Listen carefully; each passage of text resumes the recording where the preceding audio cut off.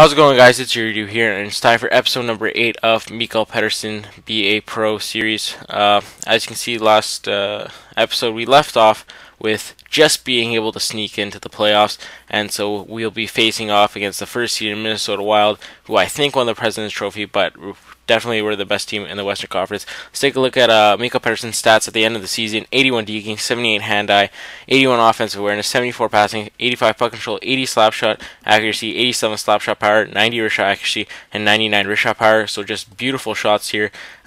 Pure sniper Mikkel Pedersen, but we can also see that he does fight. Defense might need some work. He has 72 aggressiveness, 71 body checking, 75 defensive awareness, 76 discipline, 84 faceoff, 57 fighting skills, 72 shot blocking, 73 stick checking, but his athleticism is pretty good with 85 acceleration, 86 agility, 82 balance, 77 durability, 80 for endurance, 92 speed, so he's a pretty big speedster, and 72 strength is not last but not least. And also, as you can see here, Minnesota ends up having Nicklas Backstrom injured, and as well as Zach Parise. So their two best players, basically, their starting goaltender and their best player on offense are hurt, so they'll be playing without them. So we go into the first game, game 1, and we're in Minnesota to start off, and here in his first shift, first shot in a playoff game, Mikkel Pedersen puts it away. So just like his regular season start with where he got his first goal on his first shot, first shift, and as you can see, he does the same in the playoffs. After simming, it ends up going to 4-1.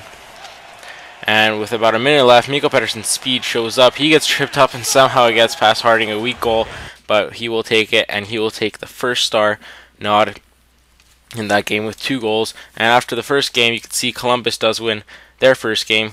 So good start to both the Oilers and Columbus Blue Jackets playoffs runs.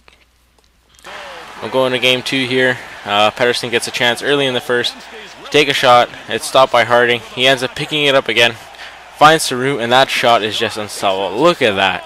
Off the post it in, and with that we are up 1-0. Minnesota will tie it up in a sim, but we go to the third. And here Clutterbuck will get a chance with a nice pass from Alfredson, and he would put it away to make it 2-1. In the sim, Edmonton would tie it up 2-2. And then in OT, Mikkel Pedersen creates some room. He takes the shot. It's stopped by Harding. He calls for the pass from Hall. It goes through everyone. Finds Ryan Whitney, and Ryan Whitney will put it away. And with that, Edmonton wins game 2, 3-2 in overtime, and they go back home to Edmonton with a 2-0 series lead. A dream start. Mikkel Pedersen with a goal and assist there. 12 shots in that game. Columbus ends up tying the series 1-1 at Edmonton, as you can see, and San Jose, and I think it was St. Louis. So 8th, 7th, and 6th seeds all have 2-0 series lead. So a good start for all those teams. We go into our next game, and in the first period, a nice feed by Mikkel Pedersen for Hemsky. He would get stumped by Harding, but Mikkel Pedersen creates some room, and once again for the same spot he scored prior in the previous games, he would end up putting it away to make it 1-0, 2-0 after in the sim. And then the other way, Heatley would end up picking up the loose puck and putting it away past Dubnyk to make it 2-1. But that's as close as Minnesota would get here in the second, because Pedersen would get a goal with another from the same spot to make it 3-1. After the sim, it would go to 4-1. In the third period here, Clutterbuck would feed it in front. It would end up finding Goncher would take a low shot, and Alfredson would put away the little rebound there to make it 4-2. With about a minute left on the power play, Minnesota would get a goal, but the game would finish 4-3. So Edmonton with a 3-0 series lead. Mikkel Pedersen with the first star nod there. So we are up 3-0. Columbus is up 2-1 in their series over the Vancouver Canucks. We'll go into game 4 here. And once again,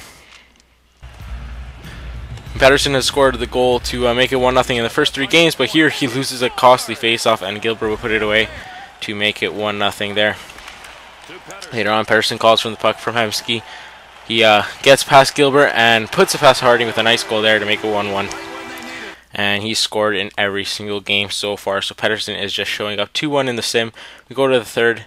Minnesota would tie it up to make it 2-2, and this one went to OT, where Danny Heatley would circle around, feed it to Suter, take the shot.